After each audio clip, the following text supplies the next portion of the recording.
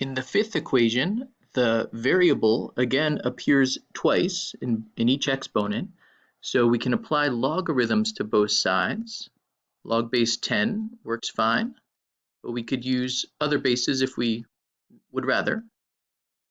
Log base 10 is nice though, because we can calculate that on a graphing calculator. And doing that, applying log to both sides allows me to bring down the exponent using the power rule. So I get 3x plus 1 in parentheses, all of that, times log of 2 equals x minus 2 times log of 3.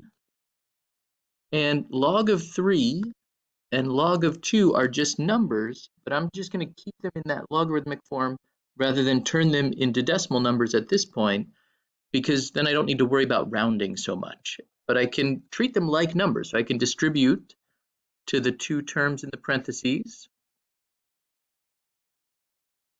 on both sides. So I get x times log of 3 minus 2 times log of 3 on the right-hand side.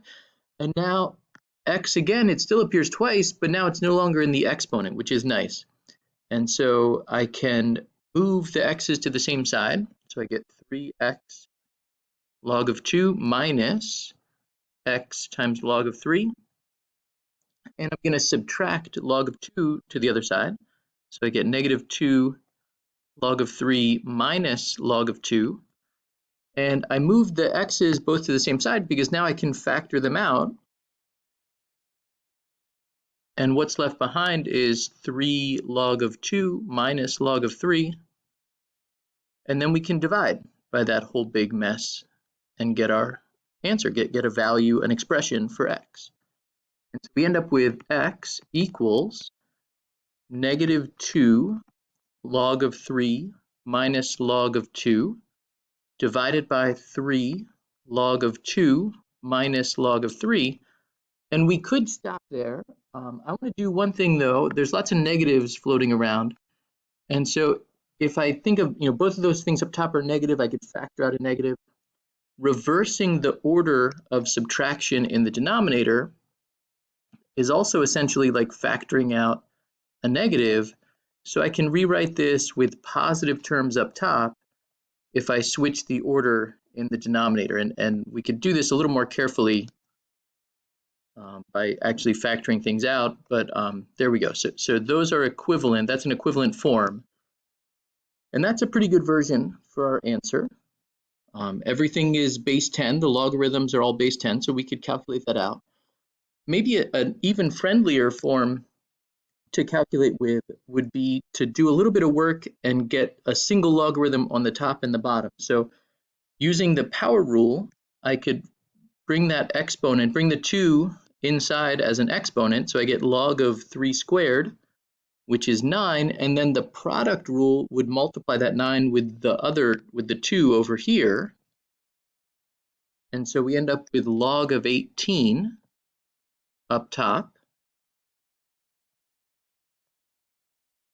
And we can do a similar thing in the bottom by bringing the 3 inside as an exponent, and we get 2 to the third is 8. And then the quotient rule this time is going to put that 8 into a denominator, and we end up with log of 3/8.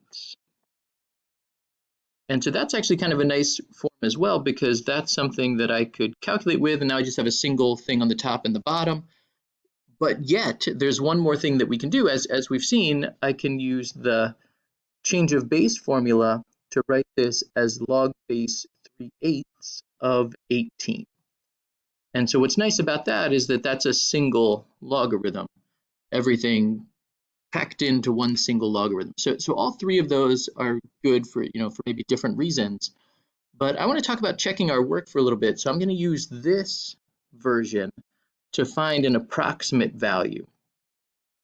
And so I'm going to pop over to a graphing calculator and type in log of 18,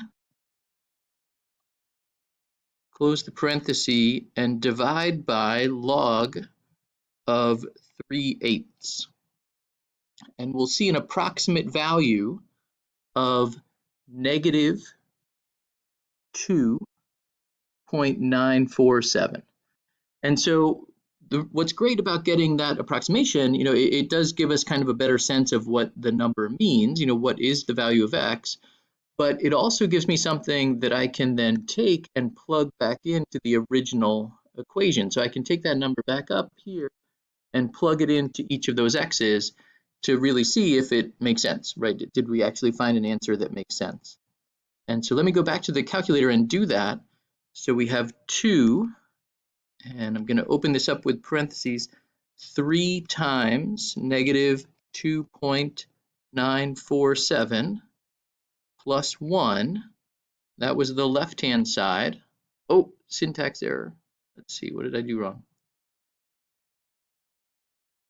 Oh, that should be a negative, and I put a minus sign. So 2, rookie mistake. 3 times, I want a negative, not a minus sign, 2.947 plus 1. So we get 0.004, we get this number. We should get the same thing from the other side. So the other side was 3 raised to x minus 2. So negative, oh, almost made the same mistake. Negative 2.947 minus 2, we get something roughly in the same neighborhood, right? It's a little bit different because we ended up with some slightly, because of rounding, we ended up with some slightly different digits, later on, but the first 5, 6, the first 6 are the same. So I feel pretty good about that. So that's one way to check, is like if you do get a decimal value, if you get an approximation, you can plug that back in and it should work out that you see the same thing. We can also check graphically. So I put these into Desmos, and we can see the 2 graphs here in Desmos.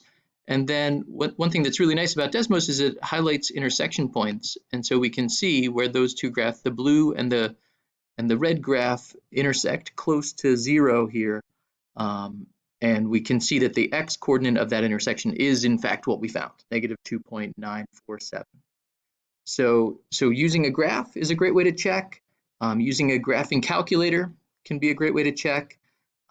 And then, if it's easy, you could plug it in by hand. But with technology, those are 2 great ways to be able to check your work. Well, thanks for watching.